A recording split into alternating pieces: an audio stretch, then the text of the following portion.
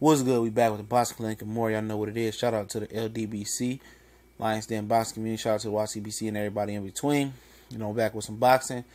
And I asked the question, if Errol Spence, gets in a position of power, if Deontay Wilder gets in a position of power, saying if Errol Spence becomes the number one welterweight, cleans out the division, or at least beats Keith Thurman and takes over that number one spot, and if Deontay Wilder ever beats Anthony Joshua, will they break the cycle of making people wait and being a prima donna, or will they still keep their same mentality, their same hunger, their same drive, and take on mostly all challengers?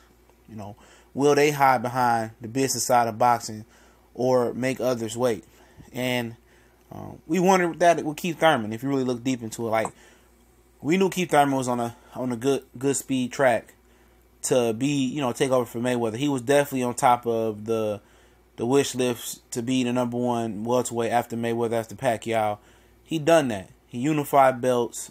He won the regular WBA championship a long time ago versus Diego Chavez. Then he got upgraded to super when Floyd vanished. Then he unified with Danny Garcia. So, technically he only had one real world title shot, because Diego Chavez, nobody looks at that as an upper echelon world title shot. That was for a regular WBA title. It turned into a super WBA title. He didn't have to do nothing to make that happen, other than unify a belt. Even though he didn't do that, he made 5 defenses of the regular title. Floyd, I guess, vanished or something like that.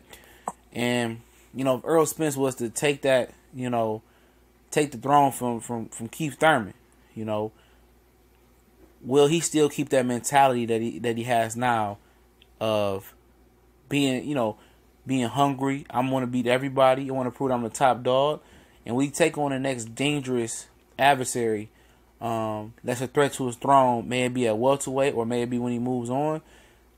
Once he gets that pound for pound clout and that status, will he continue to have the same mindset and that same drive to, be that guy, to whoop on guys? To whoop on that number one guy. People say, oh, he could beat Errol Spence, or he the next best guy. We had that drive to be the next best guy. We seen with Andre Ward, no matter the layoff, no matter what was going on, you see him say it last night. He said it was another guy in the division, my division, and people were saying that he was that guy. I wanted to beat him. I wanted to destroy him. And will Errol Spence keep that mentality of wanting to beat that guy and cement himself as number one constantly and consistently throughout his career? Will he be that guy? Or will he be a prima donna? Say to Deontay Wilder, if he gets past Anthony Joshua, he becomes undisputed. He becomes the top dog. Will he start playing the business role? Will he start letting the white collars take over his career? Will he still have that drive to want to thump and beat everybody that wants to climb on top of the throne? What if Daniel Du Bois becomes that threat? Will he, if he hypothetically beats Joshua, will Wilder, give Daniel Du Bois that shot, or will he just hide behind, the business side of boxing? We hide behind, or nobody knows who he is. Will they pull a switcheroo on us? Or will they stay true to the game? And what history tells us is they gonna pull a switcheroo. That's what history tells us. Keith Thurman, hungry young guy.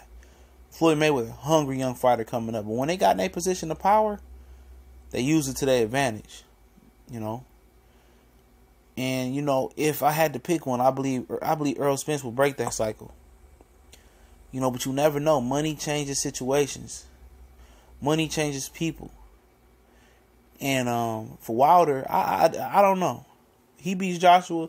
When George Arias, Joe Joyce, Dan Du Bois, and some of these younger heavyweights start coming up and vying for a spot, vying for, to beat and fight him and calling him out, and that's the fight people want to see. Will he just, stretch it out? Will he go straight for him? Or will he have some demands and some commands for him to do? Or beat this guy, not fight you? Will they keep throwing hurdles up to the up-and-coming challengers? Or will a guy like Deontay Wilder say, come on, let's do it. I've been in your position not too long ago. I remember what it was like waiting on Joshua. Come get your shot. Same thing for Errol Spence. We'll be like, I know what it felt like to wait for Keith Thurman. One young champion, come get your shot. You beat this guy, you get ranked here, you become my mentor, whatever it may be. I got you. Come get your shot. Will they do that? And I think that's a very important question to ask right now. You know, because a lot of their fans is going to be like, well, they did this to us.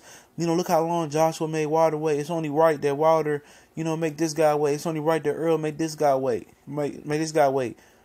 It's not. But be the one that breaks the cycle. Be the trendsetter. Be the guy that gives opportunities out. Be that guy. Don't be the guy because somebody did something to you. You know, you got to make somebody else who had nothing to do with the situation pay for it. You know what I'm saying? Be the one that break that cycle. And I hope both of these guys, if they ever get in that position, you know, being top dog, you know, they do the right thing. And, you know, they remember where they came from. Because a lot of people forget where they came from. Keith Thurman forgot where he came from. Starting out on HBO, you know, hungry guy. That hunger gone. Once you get in a certain position of being comfortable, that hunger gone. And hopefully Errol Spence don't get dissatisfied, you know, and hopefully he keep needing Snickers to keep satisfying his hunger in his belly. Same thing for Deontay the Bronze Bomber Wilder. Hopefully these guys consistently stay hungry and want to continue to achieve greatness. And when that fire gone, hopefully they retire and enjoy their career and invest their money right with Uncle Al Heyman. We gone.